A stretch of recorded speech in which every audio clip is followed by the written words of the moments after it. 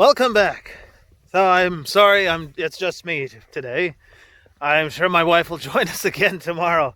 She wasn't quite ready to go on camera, so I think she'll join us tomorrow. It's supposed to be, well, actually, I don't know. Is it going to rain tomorrow? I think it's going to be sunny. We'll see. It's a bit warmer today than it was yesterday. I'm sure you can tell the sun is shining. Farmers are out doing their work. I wanted to show you guys something here. You can see them doing some work on a tractor up here ahead. Whole family working on the thing. Let me show you real quick. Right up there at the end of the road. They're working on their tractor. Getting ready to do some work in the fields, I guess. So, as far as something interesting that happened this morning, I was awakened by a giant explosion. I don't mean the house blew up or anything, but there was a large explosion somewhere that rattled the windows. And I got up, like, okay, what was that? Is there a transformer that blew up somewhere? No, it was apparently a quarry somewhere not too far away. So they were blasting rock. I've never known them to do that out here, but, well, in some of my videos we visited an old quarry, so I guess they do have them. I've just never had them blow it up while I've been here, so that was interesting. My son was a little jolted by it. He was up looking around like, what was that? I just hear him go, Baba, Baba. I'm like, yeah. But you can see behind me again, everybody's out working in the fields. Starting everything for the growing season. Another thing you might notice if you're looking in parts of my video, maybe if I turn this way, you'll see there's some smoke going up. They're doing a lot of burning of, I guess, the ditch beds? I don't know. I know farmers back in America do it sometimes. I'm not really sure what the purpose of it is, but yeah, they're doing that. So the sky's a little bit hazier than normal, and that's why it's not the typical air pollution. It is something that typically happens about this time of year. You can count on a lot of smoke from the farmlands, so yep, lots of smoke in the air. Now, another thing that I've seen are some comments about the numbers coming out of China and that they are, I guess, going back to their old way of reporting things. If they are, I think that might be limited to Hubei province, where the place is completely sealed off and locked down. I do know from what I'm hearing out here, anyone who has a fever is taken off to some place where they do a CT scan on their lungs. So, excuse me. What they were doing before, when they changed the way they were reporting the numbers, is still being done outside of Hubei province, at least. So, most of the numbers outside of Hubei province, you can probably trust those. Now, I do want to say again today, the government came out and said, they're ordering all the roads open. And guess what? Nope, the roads are not open. In fact, the loudspeaker's been blasting off over and over again that anyone who's not from Fengyang, which is a little bigger place up the road, if you go there, then you need to turn back because they won't let you in. And that's happening all over the place. So in every city that I know of, that's what they're doing. If you don't live there, you don't have a house there, you don't work there, you don't have the permit to get in, then you're not getting in. So, yeah, the roads aren't open. The central government, in fact, in the news broadcast that we were watching, somebody even asked them point blank, like, what's the punishment for all these places that don't open up the roads? And the government, it was like the officials just kind of ignored the question, And I think I can understand why. I mean, what are they going to do? At this point, these little places are basically just acting in defiance of the central government. And I guess besides really taking some drastic action to make an example of someone, I don't see what they could possibly do. I mean, it's everywhere. It's the whole country that's locked down. They mentioned in Shanghai, 70% of the people are back to work. And the way that, I don't know how they can come out and say that. Because, everybody's still stuck at home. A guy that I know, he owns an English school in Danyang where we normally would be staying. He's not in Danyang, he's in Yangzhou. And I asked him if they're able to go out now or if everything's back to normal. He told me they can only go out for a couple of hours every 2 days.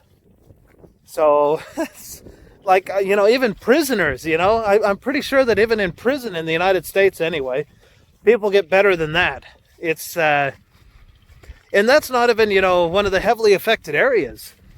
It's really just dependent on the local people and what they're deciding to do. Now you can hear those fighter jets going off in the background. That's one thing that came to my mind. Not really, I'm just joking, you know, when I heard the explosion, it's like, oh no, the fighter jets are blowing us up now. That's how they're going to deal with the virus. I'm just kidding, they're not blowing anybody up. They're just flying around. I'm sure those pilots are enjoying themselves flying around. I still can't see them, but I can hear them. But yeah, he's my friend is stuck in his house in Yangzhou. Can't leave except a couple hours, and I don't think he's even able to leave like the community. They're just stuck there. And yeah, that's about most of China. If we weren't in here, we would be in the same position.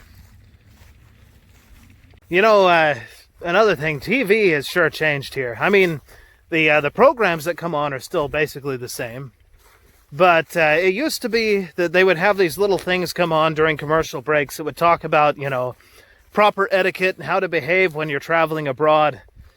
I guess too many people embarrassed the Chinese country by doing stupid things when they were traveling abroad. You know, a lot of tourists do stupid things, not just Chinese tourists, but some of them have done some really dumb things. So they used to have these things that would come on about how to behave, and if you don't, then, you know, you could basically get blacklisted and not be allowed to travel anymore. I've never heard of other countries doing that, but they used to have that come on all the time. Now it's been replaced with videos showing how to put a mask on. Now I showed it in my other video, but yeah, how to put a mask on. You can see I'm not wearing my mask because, well, I'm all the way out here. I'm not by anybody. And apparently the masks aren't really effective anyway. I mean, if the stuff is in the air, let's say, I mean, and I know that the mask is really just a comfort thing, you know, like, okay, at least I put something on. But let's say, okay, maybe it does stop the virus, right? As soon as you put your hands on it to take it off again, guess what? Any virus particles that are on your mask are now on your hands. And again, it comes down to you better wash your hands frequently. Somebody was asking about how to prepare. That's another thing I've heard in a lot of other people's videos as well. Canned food and water, and a can opener, of course. Anything, you know, dry food, I don't know. I just think of, you know, eating chips and stuff would probably not be the greatest, but anything that doesn't have to be refrigerated that you can eat. So definitely canned food. Make sure you get canned vegetables. You don't want to be eating just like chicken noodle soup, Campbell's chicken noodle soup forever. I mean, it would work to keep you alive, I suppose. But yeah, definitely think of plenty of water. Just have enough to last a couple weeks is what I would say. If things really break down, then, you know, at least you've got something. I think a lot of people out here had nothing, and they're, like I said, you know, if they're stuck in their house, they're completely reliant on the government or their neighbors to give them food. And, well, you know, if things went really bad, they would just be stuck in their apartment. There'd be nobody to give them anything. So, just a good idea to be prepared. It sounds like the virus is starting to take off in other places now. I mentioned the numbers that we had for Japan. Quite significant. Somebody said that the numbers they're hearing are not as high, so I don't know if the Chinese government, either they know something that not everybody else knows, or I don't know, there could be something wrong. Oh, there go those fighter jets. They sound a lot closer. Now you can never see them. You hear them and then they're already gone by the time you hear the sound, so it's kind of the way it works with these things. But yeah, the South Korea sounds like it's starting to take hold there. And these are places that aren't, locked down or quarantined. So people have been traveling in and out of those places all along, and that means other people have been infected possibly. So I would look for it, within a month or so to see a lot more numbers, not just in Korea and Japan, but in other places as well. I'm pretty sure that they haven't stopped flights to Thailand, and Thailand is one of the only countries that's still allowing regular flights with Chinese people to come. So that's another thing to look out for. Just, it sounds like it's starting to take hold in other places. And I'm not trying to scare anybody. I'm just saying, just be prepared. Eventually it'll pass and things will be all right. Eventually they'll have a vaccine or something at least to help with it. But just be prepared with something so you can take care of yourself and your family for a couple of weeks if you have to. And, just be prepared.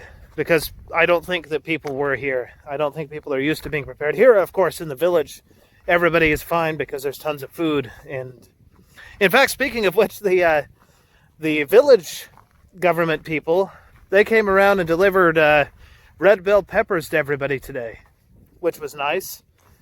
I guess at least they're being nice to people. The town government is awful. Still locked down in defiance of what the central government is saying. It's my understanding that I can't find a way to get onto a freeway. I've been checking with all the cities and people I know in all the different cities around where I could get on the freeway, and they're all blocked off. So I don't think I'd be able to actually get onto a freeway at this point. We'll have to see. If I did, they wouldn't let me back out. So I don't know. That trip out to Danyang in Jiangsu province might have to wait a little bit until the government really puts its foot down and says to open up the roads. And back to what I was saying about the 70% of the workforce being back to work. That was a report coming out of Shanghai. And I can tell you that isn't entirely accurate. And the reason why is because they're saying they're doing it with locals. And if you know anything about Chinese cities, factory workers are almost locals, it's almost non-existent. They're all migrant workers from somewhere else. Some other province, some other small place or out in the countryside. And since none of them are being allowed in, I can tell you that I don't know who it is they've got working in the factories. So 70% of the workforce, I just have my doubts about that one. I don't know. It came on the TV that foreign trade is not being affected by this and that it won't be. And I can tell you that means that it probably is. I don't know.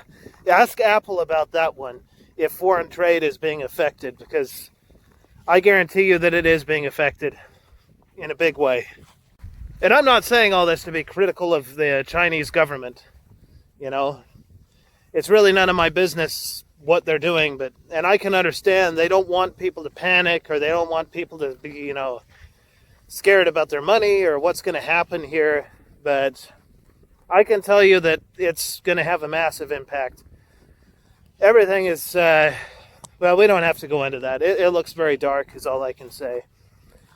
I'm sure there'll be some people with a lot of money that might be able to get through this, but for a lot of people, I don't know what they're going to do.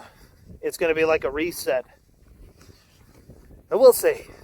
I don't want it to be like that. Like I said, I've got my own business here, and I'm looking at, being affected by it.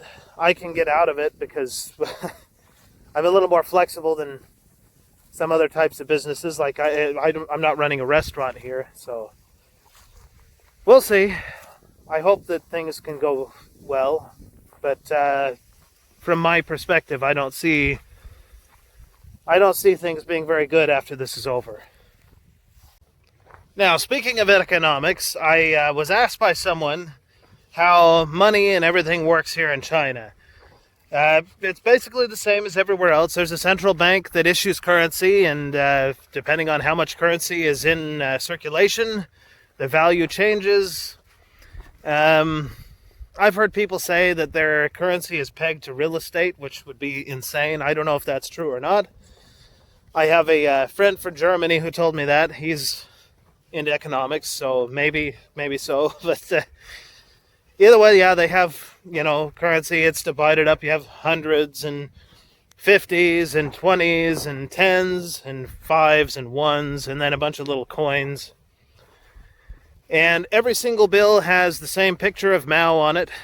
So if you're wondering what it looks like, I don't have any on me, otherwise I'd show you. But you can tell the difference between them because, of course, it has the number on it, but also because of the color. And, well, the money works basically the same as everywhere else.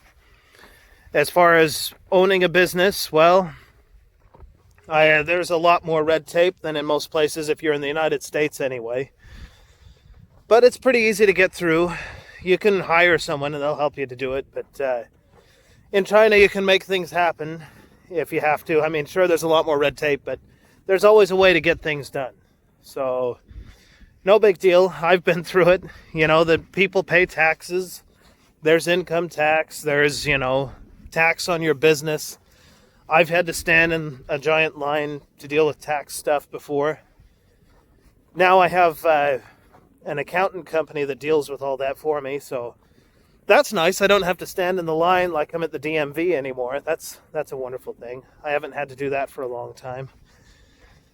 But yeah, it's basically the same as everywhere else. Now, I will say it's different than the United States in that, there are places where in the United States you don't even really have to do anything. It's like pay $25 and fill out a form with your town government and bam, you've got a business, It's pretty simple stuff.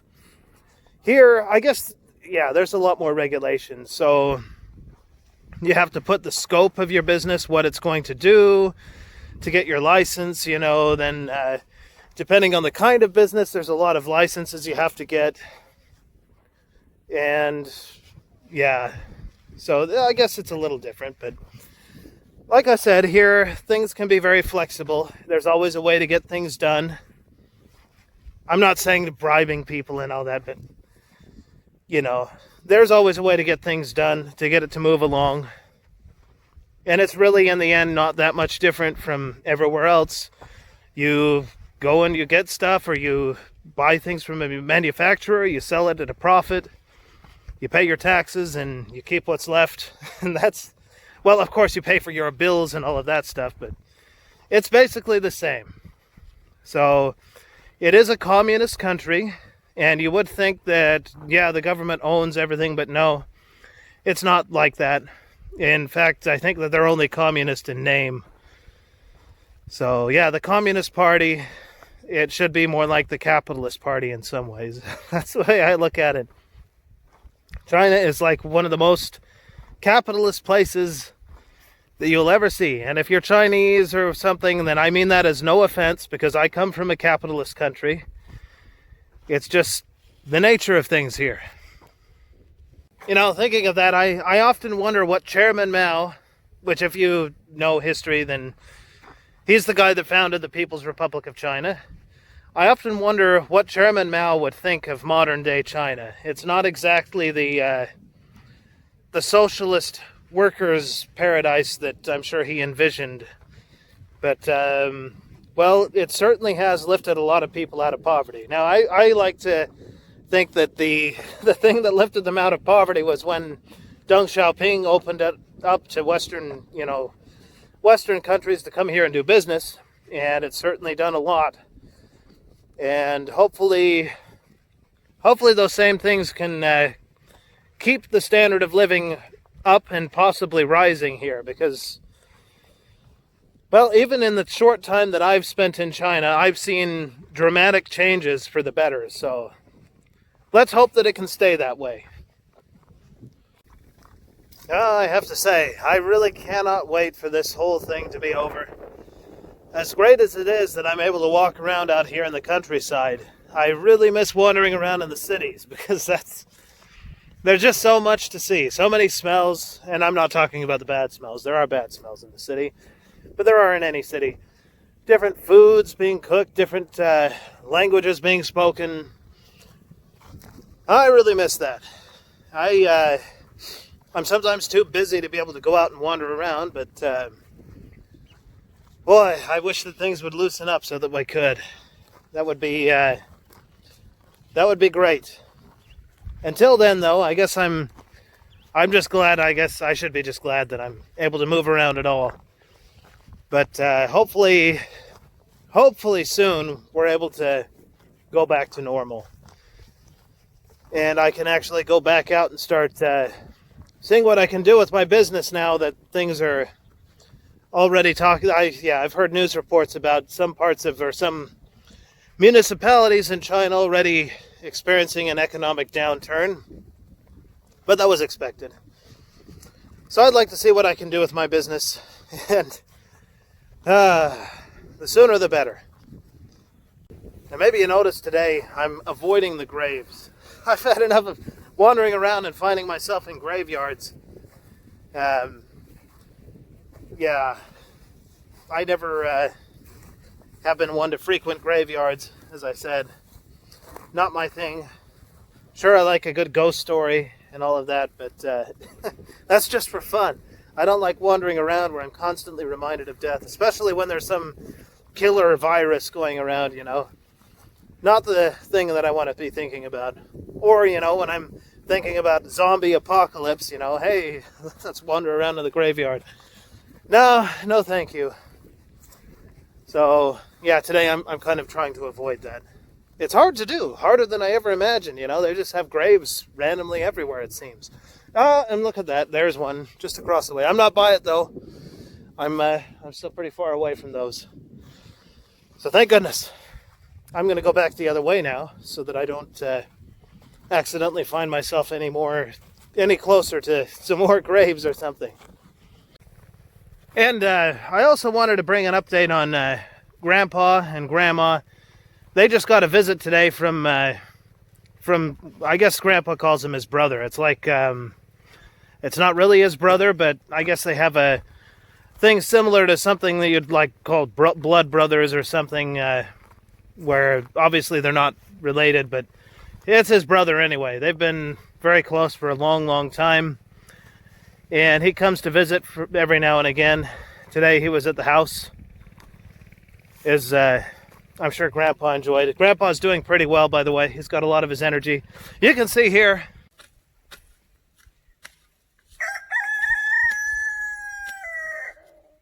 He's still working in the field. You can't stop him from doing that sort of thing.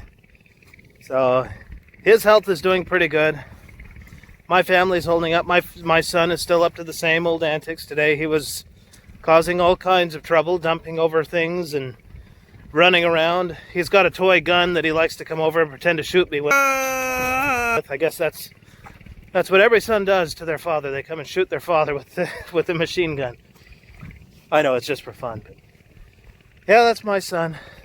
He's still having fun. My wife is doing well today. She's taking it easy, just looking at things online, and we're both thinking about what we're going to do with our business. And that's probably about all I've got for today, so I'll go ahead and get this thing put together, try and get it uploaded so everybody can see, and we'll see you in the next one.